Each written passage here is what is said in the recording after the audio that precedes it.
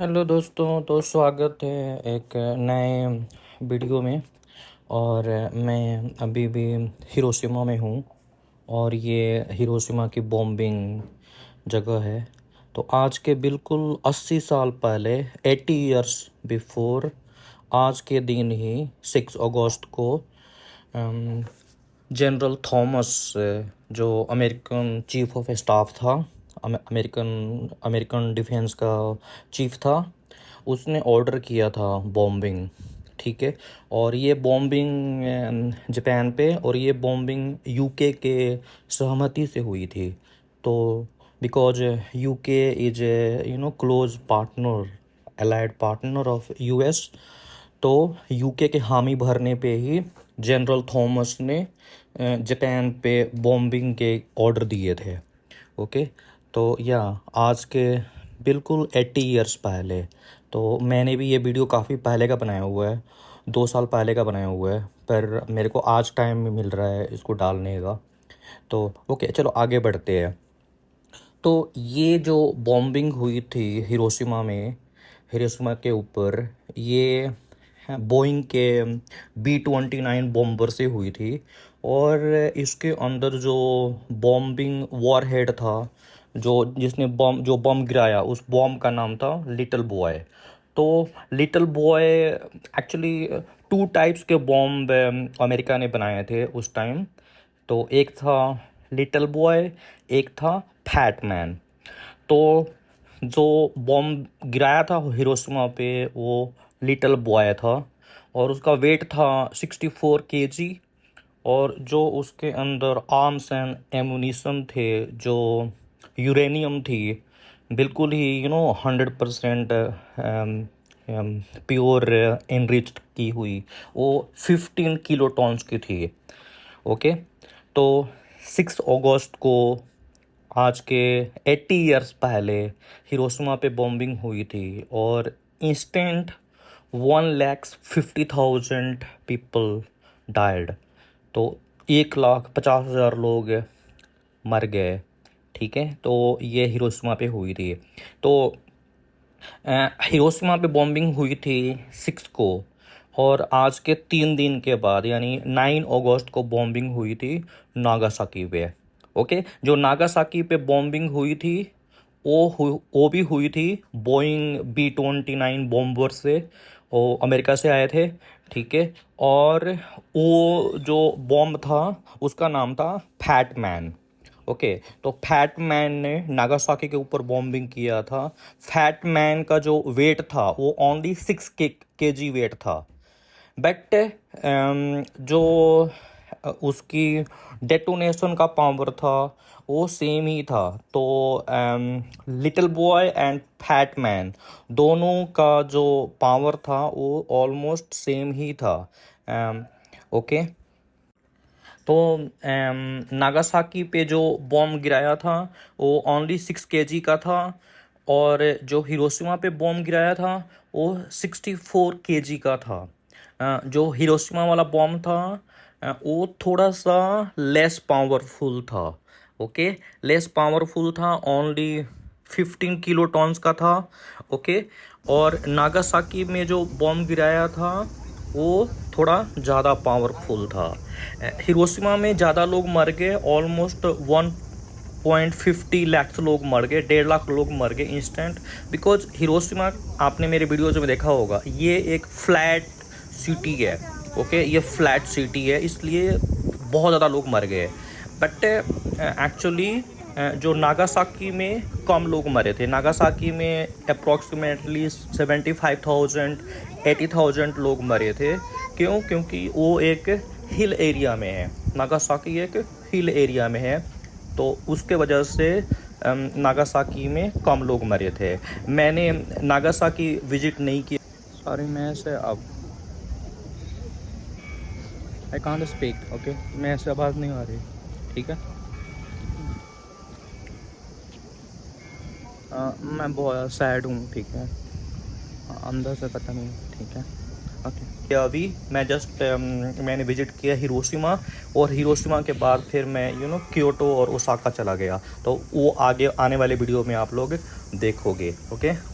तो ये दोनों जो बॉम्ब की बात कर रहे हैं जो अमेरिका ने बनाया थे, okay, little boy and fat man जो गिराया था हिरोशिमा नागासाकी पे, और लिटिल बॉय गिराया था हिरोशिमा पे। ये कभी भी अमेरिका ने टेस्ट नहीं किया था, विदाउट टेस्टिंग, सीधे टेस्ट ही कर दिया रियल में, जापान के ऊपर गिरा के ही टेस्ट कर दिया। ओके, तो ऐसी बात है। ओके, अच्छा, आगे ये बात हो रही है कि ये अमेरिका ने बॉम्ब बॉम्ब गिराने के बाद, पहली बार हिरोशिमा पे बॉम्ब गिराने के बाद अमेरिकन जो रेडियो स्टेशंस थे, बहुत ही पावरफुल रेडियो स्टेशंस थे अमेरिकन, वो जापान के आसपास के आइलैंड्स पे थे।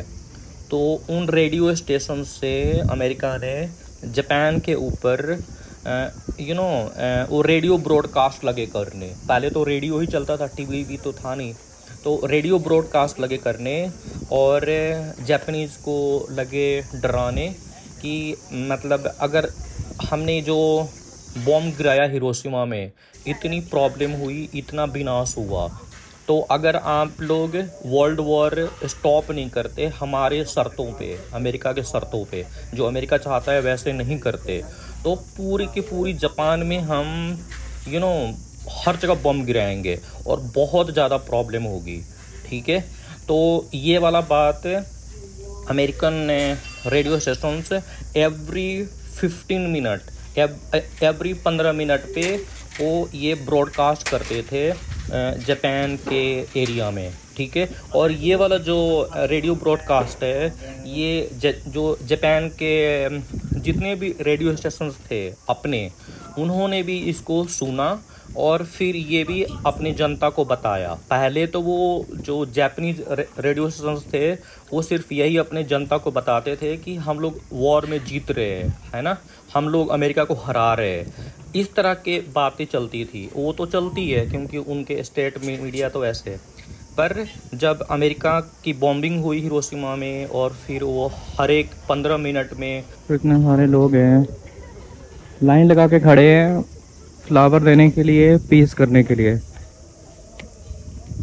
पर जब प्रॉब्लम होती है उस समय पीस कराने के लिए कोई नहीं आता। ठीक है, सब तमाशा देखते हैं। ठीक है, लोग सिर्फ तमाशा देखते हैं। जब प्रॉब्लम हो जाती है, नुकसान हो जाता है, तब सब आते हैं बात करने के लिए, पीस की बात करने के लिए, फ्लावर देने के लिए। ठीक है, तो ऐसे है ये, यहाँ पे कुछ ना कुछ चलता रहता है। ठीक है, मैं बहुत ज़्यादा इमोशनल हूँ। ठीक है,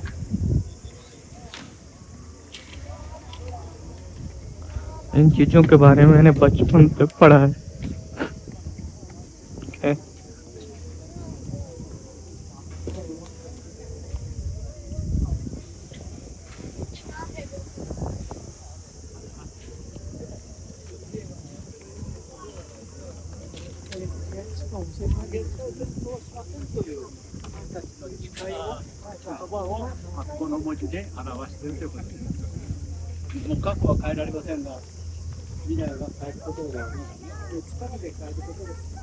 यहाँ पे इंग्लिश टूर गाइड लेके आ एक, ये बेटर रहेगा।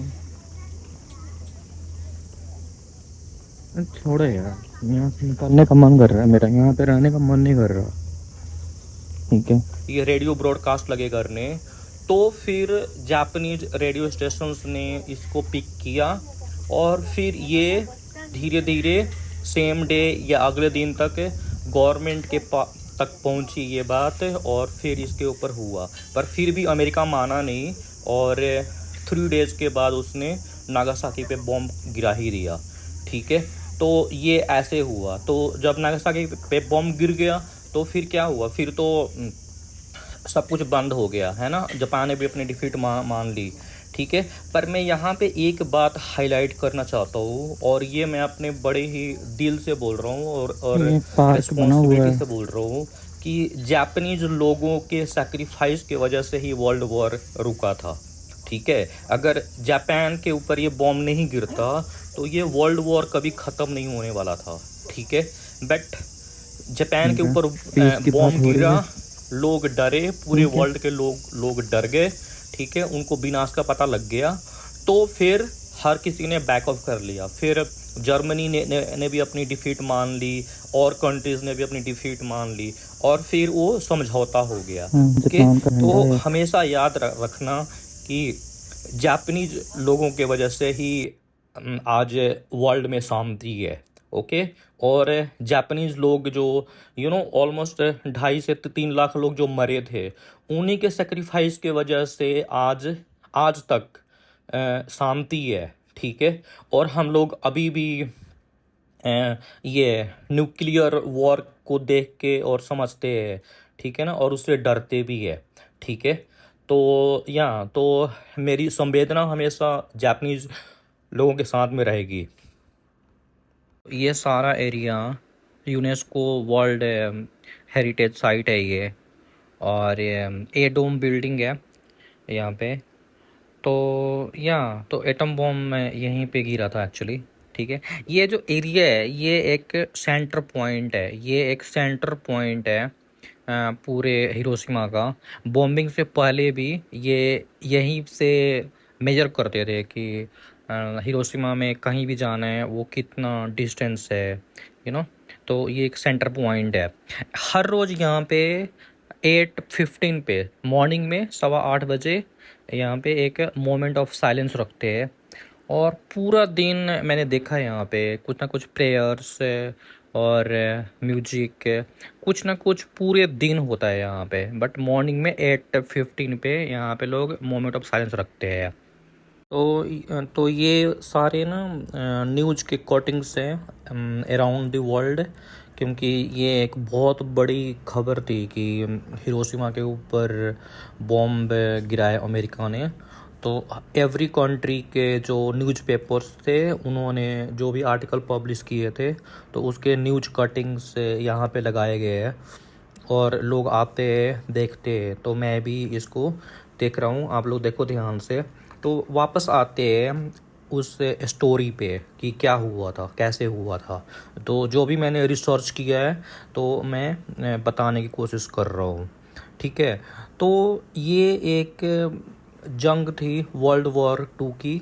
ठीक है, और इसमें क्या था कि जो एयर पावर है वो हमेशा एक मेजर रोल प्ले करती है लड़ाई को जीतने के लिए। ओके, तो अमेरिका एवरी ईयर उस टाइम 1 लाख एरोप्लेन्स बना रहा था एवरी ईयर।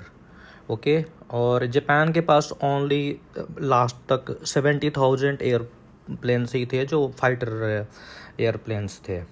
ओके, तो इस तरह से जापानीज लड़ रहे थे, और उस तरह से अमेरिकन लड़ रहे थे। तो अमेरिका ने एक टीम बनाया, साइंटिस्ट ओपेनहाइमर जो थे, ओपेनहाइमर, उनकी मूवी भी आई थी। तो उन्होंने उनको टास्क दिया 2 एटम बॉम्ब बनाने के लिए, 2 एटम बॉम्ब्स, एंड दोनों एटम बॉम्ब्स डिफरेंट टाइप के हैं। ओके, तो एटम बॉम्ब बहुत तरह के होते हैं, बहुत चीज़ों से बनते हैं। नॉर्मली हम जानते हैं कि एटम बॉम्ब बनता है यूरेनियम से। तो यूरेनियम वाला जो एटम बॉम्ब बनाया था उसका नाम रखा था लिटिल बॉय। लिटिल बॉय जो था वही हिरोशिमा के ऊपर एक्चुअली अमेरिका ने गिराया था। ओके, जो सेकंड एटम बॉम्ब बनाया था ओपेनहाइमर ने, वो बनाया था प्लूटोनियम का। तो again uranium and plutonium, plutonium is another one. तो अनदर मटेरियल है वो, पर वो भी बहुत ख़तरनाक है। तो प्लूटोनियम से जो एटम बम बनाया था वो था फैट मैन ने गिराया था नागासाकी पे। तो प्लूटोनियम वाला जो एटम बम था वो बहुत छोटा था, ओनली 5-6 kg। ठीक है, तो पर सेम ही कैपेसिटी की थी। अभी तो हाइड्रोजन बम भी आ गया है, so many types of bombs have made okay over the years.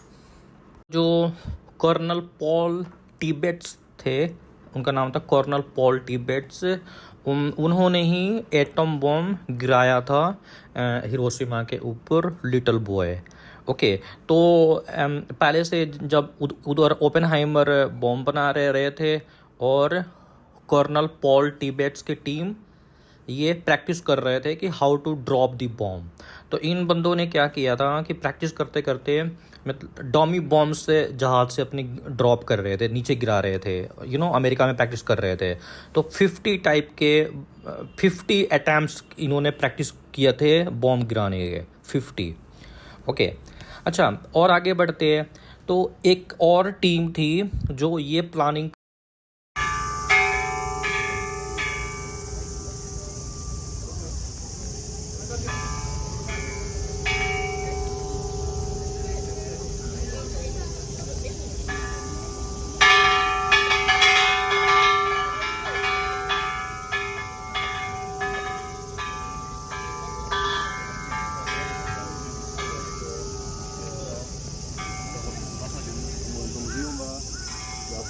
कर रही थी कि बॉम्ब गिराना कहाँ पे है। ओपेनहाइमर बॉम्ब बना रहे थे, कर्नल पॉल टिबेट्स बॉम्ब गिराने की प्रैक्टिस कर रहे थे। वो फाइटर पायलट थे, वो कमांडर थे एयरफोर्स के। तो एक अलग टीम थी, वो टीम डिसाइड कर रही थी कि बॉम्ब गिराना कहाँ पे है। पहले बात हुई जर्मनी पे गिराएंगे, तो यहाँ गिराएंगे। फिर बात हुई फाइनली कि चलो जापान पे गिराते हैं बॉम्ब। अब जापान में बॉम्ब कहाँ पे गिराओगे? जापान तो बहुत बड़ा आइलैंड है। ओके, तो फिर इसमें डिसाइड हुआ कि चलो जो सबसे बड़े हाईली पॉपुलेटेड डेंसिटी जहाँ पे है वहाँ पे गिराते हैं। तो सबसे ज़्यादा जो लोग रहते थे, जो हाई पॉपुलेशन था, वो था उस टाइम पे क्योटो का। क्योटो में जा चुका हूँ, उसका वीडियो आने वाले टाइम में देख लेना। अब मैं डालना शुरू कर दूँगा वीडियो। ओके, और फिर सेकंड जो हाईली डेंस सिटी थी जापान में, वो थी हिरोशिमा। तो सबने बोला यार क्योटो तो बहुत ज़्यादा पॉपुलेशन है, तो वहीं पे गिराते हैं, वहीं पे लोगों को मारते हैं। तो हुआ क्या कि जो army intelligence, American army intelligence के जो सेक्रेटरी थे, हैनरी थे, मिस्टर हैनरी। तो मिस्टर हैनरी ने शादी के बाद जो अपना हनीमून मनाया था वो क्योटो में मनाया था, सोचो। तो उनको क्योटो बहुत पसंद आया, because Kyoto is very beautiful. Kyoto एक सिटी ऑफ टेम्पल्स, ऐसे बहुत सुंदर है। तो उन्होंने बोला कि नहीं यार, क्योटो रिमूव करो। फिर सेकंड नंबर पे आया हिरोशिमा। अब हिरोशिमा तो देखो अमेरिका को तो प्रॉब्लम कर रही थी, क्योंकि हिरोशिमा एक इंडस्ट्रियल सिटी था। उधर से ही सारी डिफेंस की मैन्युफैक्चरिंग करता था जापान। और वहीं पे हिरोशिमा में इतना बड़ा सी पोर्ट भी है, तो उधर से ट्रांसपोर्ट भी होता था सारा, एयरक्राफ्ट, तो सारे डिफेंस के टूल्स, बॉम्ब्स, एवरीथिंग। ओके, तो फिर डिसाइड हुआ कि चलो हिरोशिमा में बॉम्ब गिराते हैं। हिरोशिमा में बॉम्ब गिराते हैं, तो हिरोशिमा में कहाँ पे बॉम्ब गिराते हैं? तो बात हुई कि चलो बिल्कुल सेंटर में बॉम्ब गिराते हैं।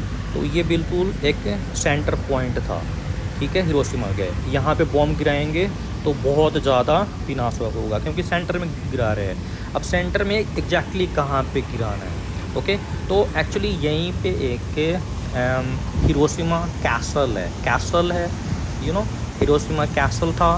तो बिल्डिंग थी, तो उस बिल्डिंग में जो साउथ जापान का जो डिफेंस का हेड क्वार्टर था, ओके, और उसमें बैठते थे फील्ड मार्शल हटा। ओके, तो फील्ड मार्शल हटा साहब बैठते थे उस हिरोशिमा कैसल में। तो डिसाइड हुआ कि चलो यार इसी को गिराते हैं, इसी के ऊपर बॉम्ब गिराते हैं, ठीक है। और जो फील्ड मार्शल हटा थे वो बहुत बड़े जनरल थे, फील्ड मार्शल थे। 4 लाख जर्मन सोल्जर्स को हेड करते थे। ओके, तो यही डिसाइड हुआ कि चलो इनके ऊपर ही बॉम्ब गिराते हैं, इन्हीं बिल्डिंगों के ऊपर बॉम्ब गिराते हैं। ओके, एक और यहाँ पे बात हो रही है कि एक्चुअली हिरोशिमा मतलब वर्ल्ड वॉर चल रहा था, ठीक है। तो अमेरिका मतलब जब जापान के ऊपर बॉम्ब, छोटे छोटे बॉम्ब जो होते हैं ना, वो गिरा रहा था। तो जापान, क्योटो, और जो दूसरे सिटीज़ है जैसे निगाता हो गया, उधर बॉम्ब हमेशा गिरते थे। पर हिरोशिमा पे कभी मतलब मिसाइल भी नहीं गिरता था। तो हिरोशिमा के लोग ऐसे आपस में मजाक लगे करने कि यार जो हिरोशिमा के लोग उस टाइम पे जो अमेरिका के हवाई में या कैलिफोर्निया में जो रहते हैं उनके रिलेटिव्स, उन्होंने अमेरिकन गवर्नमेंट को रिक्वेस्ट किया है कि प्लीज़ हमारे सिटी हिरोशिमा में प्लीज़ बॉम्ब मत गिराना, मतलब मिसाइल भी मत गिराना। तो ये एक ऐसा मजाक भी चल रहा था। और पर ऐसा नहीं है, क्योंकि हिरोशिमा एक बहुत ही डिफेंस मैन्युफैक्चरिंग का हब था उस टाइम पे। तो हिरोशिमा को प्रोटेक्ट करने के लिए 2 एंटी एयरक्राफ्ट डिवीजन्स थी वहाँ पे, और उनके पास उस ज़माने में 70 mm और 80 mm के एंटी एयरक्राफ्ट गन्स लगे हुए थे, ठीक है। तो ये भी एक कारण था, क्योंकि एंटी एयरक्राफ्ट गन्स लगे हुए थे 80 mm के, ठीक है। तो इसलिए फिर अमेरिकन फोर्सेस को हिम्मत भी नहीं होता था कि वो आके और छोटे छोटे मिसाइल और बॉम्ब गिराएंगे हिरोशिमा के ऊपर, ठीक है। तो यहाँ पे ना मेरे को 2 फन फैक्ट्स मैं ऐड करना चाहता हूँ, जो मैंने अपने रिसर्च से गेन किया है, ओके। तो पहला फन फैक्ट ये है कि जो बॉम्ब गिराया गया था, ओके, तो वो वाली जो एयरक्राफ्ट थी, ओके, B-22, तो उसके जो कर्नल थे, जो कमांडर थे, वो कमांडर का नाम था कर्नल पॉल टिबेट्स। तो उन्होंने अपने क्राफ्ट जो था, ये जो एयरक्राफ्ट था, इसका नाम अपने मदर के नाम पे रखा था। लोग पहले अपने देखा होगा कि बहुत सारे जहाज़ों पे ना वो फाइटर जेट पे लिखा होता है नेम, तो वो अपने मदर के नाम पे उन्होंने उस जहाज़ का नाम लिखा हुआ था इनोला गे। तो ये एक फन फैक्ट है, ओके। तो उनके मदर का नाम था इनोला गे, और वो सोचते थे कि यार ये एयरक्राफ्ट भी मेरी मदर शिप ही है एक तरह से, ओके। सेकंड फन फैक्ट ये है कि जो यूएस आर्मी इंटेलिजेंस के जो सेक्रेटरी थे मिस्टर हेनरी, उन्होंने हनीमून मनाया था वर्ल्ड वॉर के पहले, और उन्होंने हनीमून मनाया था जापान में, क्योटो में। तो देखो, उन्होंने हनीमून मनाया था क्योटो में, और क्योटो उनको बहुत सुंदर लगी थी। काफ़ी लंबी क्योटो बहुत सुंदर है भी, मैंने आगे के वीडियो में देख लेना, मैंने बड़े अच्छे वीडियोस बनाए हैं और टेम्पल सिटी है क्योटो, बहुत ही शांत सिटी है, ठीक है। तो उन्होंने रिजेक्ट कर दिया कि नहीं भाई, क्योटो रहने दो। तो कई लोग ऐसे भी बोलते हैं कि मिस्टर हेनरी ने क्योटो को इसलिए रिजेक्ट कर दिया क्योंकि उन्होंने हनीमून मनाया था क्योटो में। तो ये भी एक फ़न फैक्ट है। तो ये 2 फन फैक्ट मैंने रखे अभी।